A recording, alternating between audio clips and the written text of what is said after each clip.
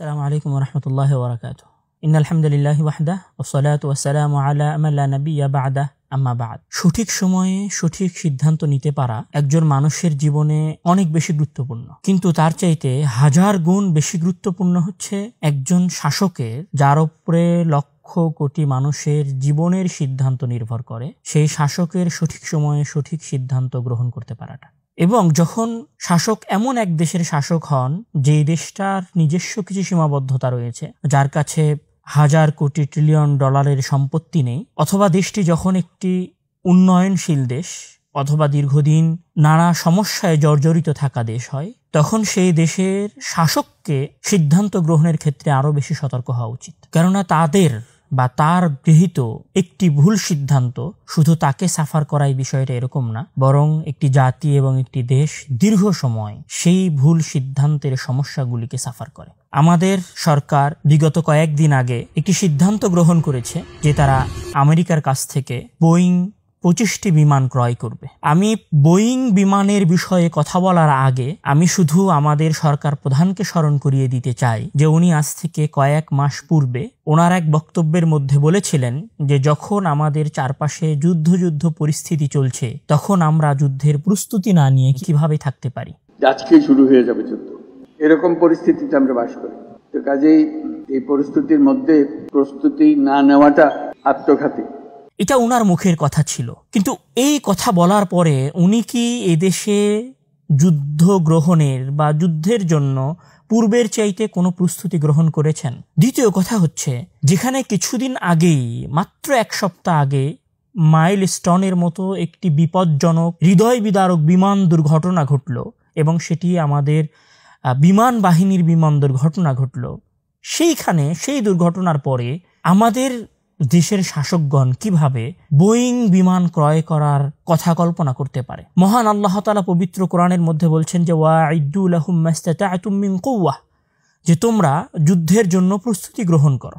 রাসূল সাল্লাল্লাহু আলাইহি ওয়াসাল্লাম অন্য আরেকটি হাদিসে বলছেন, মুসলিমের হাদিস, যে রাসূল সাল্লাল্লাহু আলাইহি ওয়াসাল্লাম বলছেন ওয়া হুয়া আলাল মিম্বারি ইয়াকুলু ওয়াইদ্দু লাহুম মাস্তাতা'তুম মিন কুওয়াহ আলা ইন্নাল কুওয়াতা আর-রামিয়ু আলা ইন্নাল কুওয়াতা আর-রামিয়ু আলা ইন্নাল কুওয়াতা আর-রামিয়ু, যে তোমরা তোমাদের শত্রুদের জন্য প্রস্তুতি গ্রহণ করো, যেন তোমরা তাদেরকে ভয় দেখাতে পারো, যেন তারা তোমাদের প্রস্তুতির কারণে ভয় পায়। আর নিশ্চয় যুদ্ধের সবচেয়ে বড় প্রস্তুতি হচ্ছে তৎকালীন সময় অনুযায়ী তীর নিক্ষেপণ শেখা।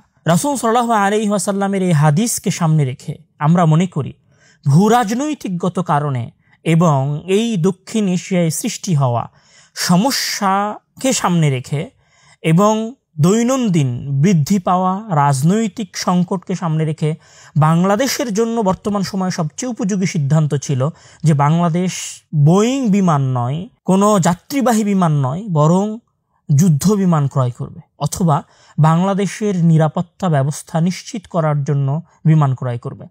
আমরা যদি জাস্ট একটু হিসাব করি যে 25টি বোয়িং বিমান ক্রয় করতে বাংলাদেশ সরকারের কত টাকা লাগতে পারে, প্রায় 2.5 বিলিয়ন থেকে নিয়ে শুরু করে 4.8 বিলিয়ন ডলারের প্রয়োজন হতে পারে এই 25টি বোয়িং বিমান কিনতে। আমরা যদি এই টাকাটাকে হিসাব করি, তাহলে এই টাকাটায় আমরা যদি আমেরিকার কাছ থেকেই জিনিস কিনতে বাধ্য হই, সেক্ষেত্রে আমরা তাদের কাছ থেকেই ডিফেন্স মিসাইল সিস্টেম থার্ড কিনতে পারি অন্তত 4-5টি। এই টাকাটাকেই যদি আমরা ব্যবহার করি, তাহলে রাশিয়ার তৈরি বর্তমান পৃথিবীর সবচেয়ে শক্তিশালী এয়ার ডিফেন্স সিস্টেম S-400 কিনতে পারি 3 থেকে 4টি। যদি আমরা এদিকেও না যাই, কয়েকদিন আগে আমরা যে সমস্যা ফেস করছিলাম সেটা হচ্ছে আমাদের যুদ্ধবিমানের সমস্যা, আমাদের কাছে যুদ্ধবিমান নাই। সেই যুদ্ধবিমানের জায়গা থেকেও যদি আমরা যুদ্ধবিমান কিনতে চাই, তাহলে বর্তমান পৃথিবীর সবচেয়ে উন্নত বিমানগুলোর একটা বিমান হচ্ছে যেটা চীনের তৈরি, JF-17।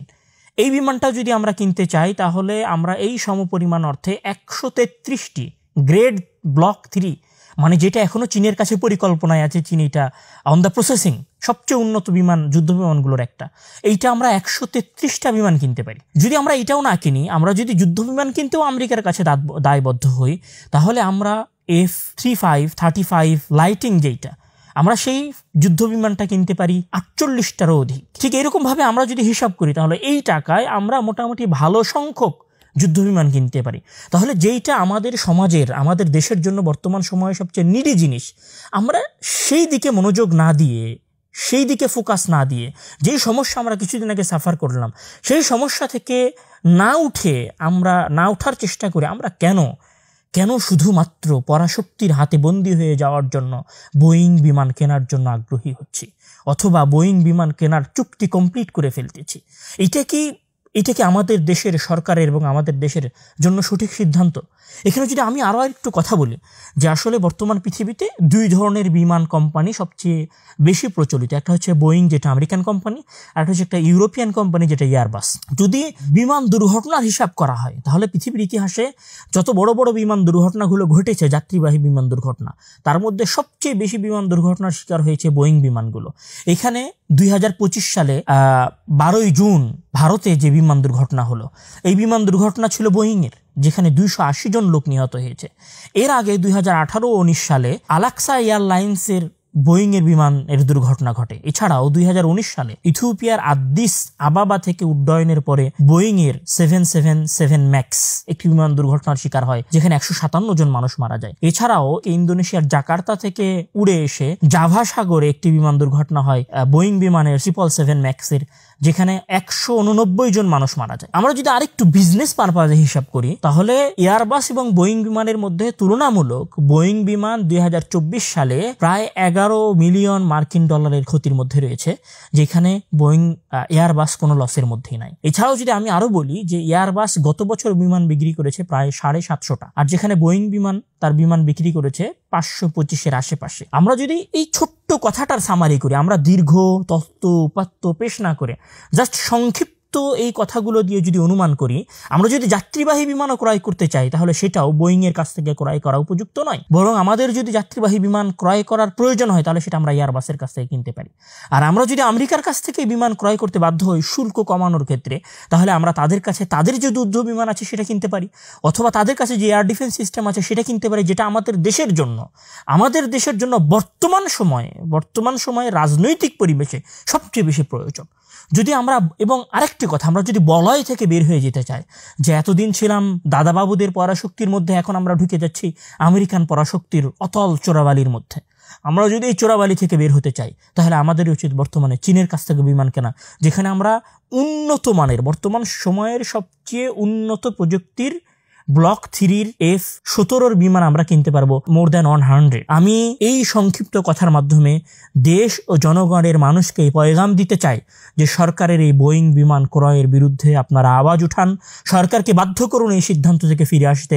আর আমি সরকারকে অনুরোধ করব যে আপনারা দেশ এবং জাতির স্বার্থে সিদ্ধান্ত গ্রহণ করুন। এই দেশ এবং জাতির মানুষেরা আপনাদেরকে ভালোবাসে, আপনাদেরকে এই দেশে সংশোধন করার জন্য তারা নিয়ে এসেছে। আপনারা তাদের আশা, তাদের যে কামনা আছে, যে আকাঙ্ক্ষা আছে আপনাদেরকে নিয়ে, সেটা আপনারা নিজেদের হাতে বিধ্বস্ত করে দিবেন না। আল্লাহ তাআলা আপনাদেরকে উত্তম সিদ্ধান্ত নেওয়ার তৌফিক দান করুক এবং আপনাদেরকে সৎ পরামর্শক দান করুক। আল্লাহুম্মা আমিন। ওয়া আখিরু দাওয়ানা আলহামদুলিল্লাহি রাব্বিল আলামিন। আসসালামু আলাইকুম ওয়া রাহমাতুল্লাহি ওয়া বারাকাতুহু।